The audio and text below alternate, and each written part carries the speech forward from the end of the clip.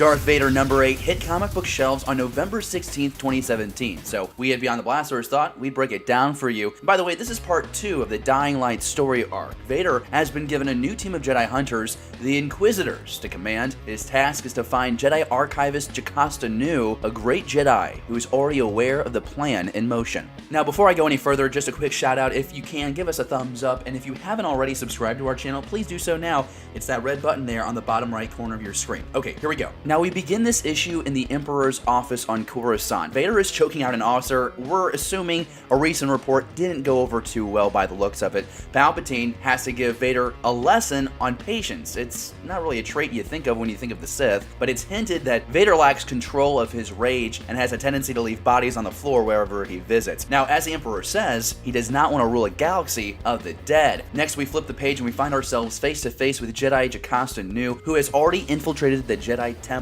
And as she starts to remember the beauty of the temple in its prime, she's alerted by her astromech B2 that a terrifying group of Coruscanti or Imperial guards have found her Jedi starfighter on the planet. So the droid just blows everything up. It's like a suicide mission. We go back to Jocasta inside the Jedi Temple, and as she's tiptoeing her way to the holocron room on the upper level, we see the Grand Inquisitor himself consuming a Jedi text down below. And she thinks right then and there to jump down and face him, but she keeps the mission priority, which is a really wise choice. But the thing with temptation, the thing with sin is it has a way of returning, sometimes more aggressively. Back at the site of the explosion, an Imperial investigation has now begun, and it leads to the recovery of a piece of scrap metal from the ship with the Jedi insignia on it. New directives require that this be submitted to the man with the strange name. Now that's a hint at Vader, who we meet on the next page in the middle of meditation. There's black water, a lot of lightning, and a very veiny reminder that he is still part man. And then he's disturbed. Jesus, is it safe to have your lightsaber just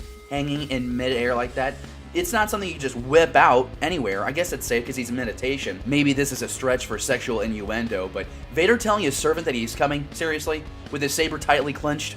Just sick. Vader is taken to the Imperial facility with all the wreckage recovered from the explosion scene. Now, the sexual undertones are annoying, but not as annoying as a security officer who wants to try and pull rank on Vader. While Mr. Whiteshirt talks about how special he is, Vader does one of the coolest things I've ever witnessed with the Force. He somehow reassembles the starfighter in mid-air, at least with the remnants of the starfighter. He has no time to waste because there's a Jedi on the planet. We go back to Jocasta Nu. We learn two things. First, the mission is to find a data chip with every known Force-sensitive child in the galaxy. Second, there is a droid who has guarded this room of relics since before the Great Purge, and the Jedi has the information and is in the process of leaving when she goes to pass the Grand Inquisitor again. Temptation, it returns, and even greater. She tries to stay focused on the mission, but she throws away the future of the Jedi Order after the Grand Inquisitor throws a book to the ground. Not a wise choice. Seriously, as of right now, the Jedi didn't rebuild because the librarian got butthurt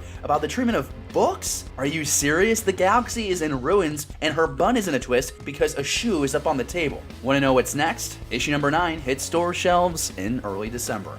So right now I want to talk about Charles Soule and Giuseppe because I believe they're the best duo with Star Wars comics right now. And in my opinion, and I've said this before, I think this 2017 Vader run is the best comic book story we've gotten since Disney bought Star Wars. It is superb. Now, I make a couple jokes during this video. I make jokes about Vader and the Emperor. I make comments about Jocasta Nu. I don't think that's bad writing. I think it's great storytelling, especially with the Emperor and Vader. I'm just trying to throw in a couple of laughs for you. With Jocasta Nu, though, it makes kind of sense that after the Great Purge, a Jedi as strong as she could fall victim to anger and rage and betrayal and confront the Grand Inquisitor like she does. She kind of just gets set off with the littlest of thing, knowing that in her pocket she holds the name of every Force-sensitive child in the galaxy. And this is a great way to bring her back into the storytelling. And Legends, Anakin Skywalker kills her after he brings in the 501st into the Jedi Temple, that scene we see in Revenge of the Sith. So this is a great way to see her return, have a little bit more of a story, and maybe have a little bit more impact on the future of the Jedi Order.